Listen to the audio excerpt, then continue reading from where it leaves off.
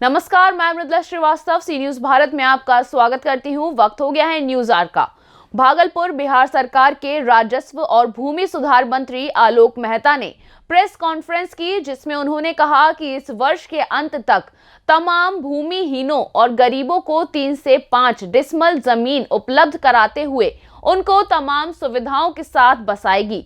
बिजली, पानी और सड़क से लैस कर मल्टी स्टोरी भवन बनाकर बसाने की तैयारी बिहार सरकार ने की है।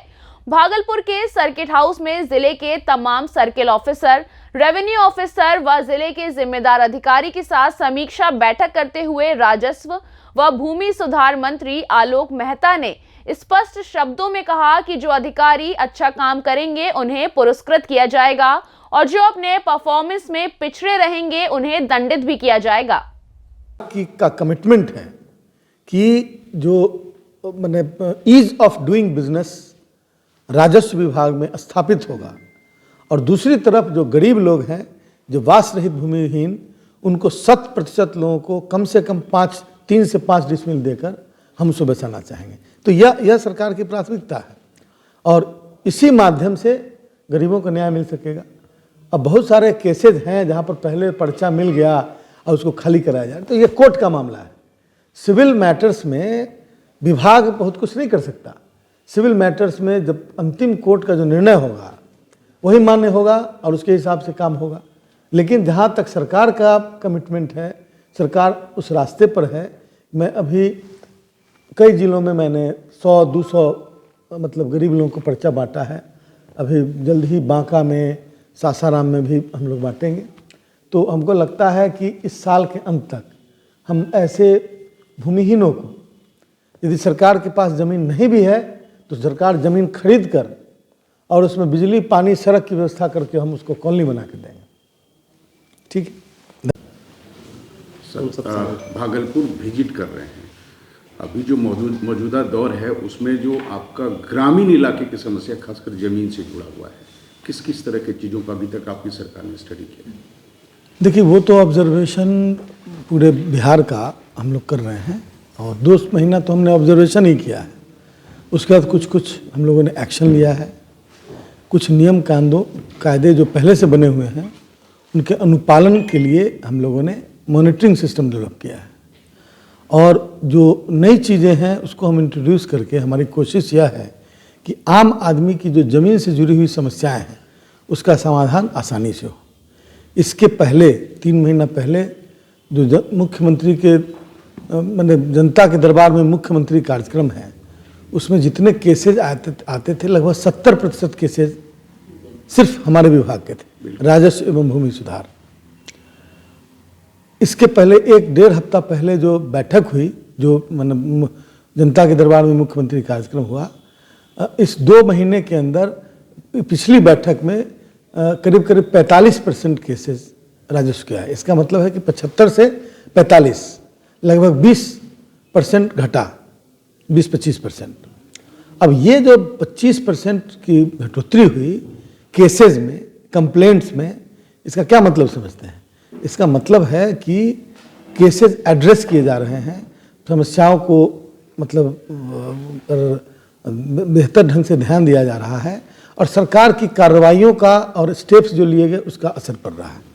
अब ये कोई एक जगह देखकर नहीं पता चल सकता, ये एक व्यापक सर्वे है पूरे बिहार में। और जो लोग नहीं, मतलब जनता के हित में, जिन लोगों के स्वभाव में परिवर्तन नहीं होगा, जिन लोगों को जिन पदाधिकारियों, मैं अच्छे पदाधिकारियों को प्रशस्ति पत्र भी दूंगा, उसका भी चयन करूंगा। लेकिन जिन लोगों का परफॉर्मेंस बहुत पुअर रहे, जनता की और जनप्रतिनिधियों की बहुत ज़्यादा शिकायत रहे, तो उन पर तो कार्रवाई बहुत स्वाभाविक है। हम उसकी जांच करा के उस पर कार्रवाई करेंगे। तो उसमें सरकार सख्ती बरतेगी। आम जनता का जिसमें कोई ऑब्जेक्शन नहीं है, बिल्कुल स्मूथ वर्क है, उसका काम सबसे प्राथमिकता पर होना चाहिए। ये हमारी भी प्राथमिकता है और इसका डायरेक्शन सरकार की ओर से जा रहा है। इस मायने में कोई भी एक्सक्यूज को एंटरटेन नहीं किया जाएगा, सीधी बात है। तो अब राजस्व के मामले में बहुत सारे एक्ट्स हैं। कुछ एक्ट, नए एक्ट बने, DCLR को BLDR एक्ट के तहत कार्य करने के लिए दिया गया। तो कुछ ऐसे एक्ट दूसरे मतलब डिपार्टमेंट के भी हैं या इन चीज़ों से जुड़े हुए, जैसे registration act, all India registration act है, अभी भारत सरकार का एक्ट है, उससे कहीं ना कहीं अलाइनमेंट नहीं है।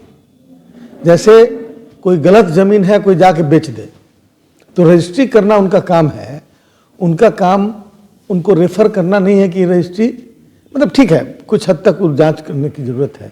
और हम लोग एक प्रयास में हैं कि रजिस्ट्री करने से पहले रजिस्ट्री ऑफिस ये जान ले कि ये ज़मीन की जिम्मेदारी राजस्व विभाग की है कि उसको खाली करवावे, और खाली करवावे नियम। और हम गरीबों को जो बास रहित भूमिहीन है, जिनके पास रहने के लिए एक धूर भी ज़मीन नहीं है, वैसे गरीबों को इस साल के अंत तक 100% हम 5 डिसमिल जमीन देकर उन्हें बसाना चाहिए। एक योजना है पीएम आवास योजना, जो अपार्टमेंट बहुमंजिला इमारत बना करके उसको बसाना है।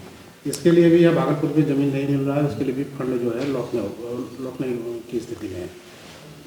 जमीन है लेकिन जमीन अंचल के माध्यम से जो नहीं, उसके कानून बने हुए हैं, उसके लिए कानून बने हुए हैं और उसी कानून के हिसाब से वो काम होगा। वैसे लोगों को ही बसाना है जो भूमिहीन है। नहीं, वैसे लोगों को बसाने की योजना माननीय नगर विकास मंत्री और उप मुख्यमंत्री तेजस्वी प्रसाद यादव जी ने उसकी घोषणा की है कि हम मल्टी स्टोरेज बिल्डिंग बना के और वैसे गरीबों को, हम भूमिहीन लोगों को बसाएंगे। जगह ही नहीं मिल रहा, तो वो एक अलग योजना है। नहीं, जमीन मिलेगी, जमीन नहीं मिले तो खरीदा जाएगा, खरीदा जाएगा। जमीन नहीं मिलेगी तो खरीद के बनाया जाएगा, ऐसा सरकार का कमिटमेंट है। पिछले 1 महीने से 1 साल से नगर निगम लगातार नाथनगर और जगदीशपुर अंचल को कई बार पत्र लिख चुका है, मेरे पास प्रमाण है उसका, लेकिन आज तक जमीन खोज करके नहीं दिया, जिसके कारण से बहुमंजिला इमारत। चलिए, उस तरह के केस मेरे पास आएंगे तो मैं उसे दिखवाऊंगा, अपराध करने के लिए दिया गया।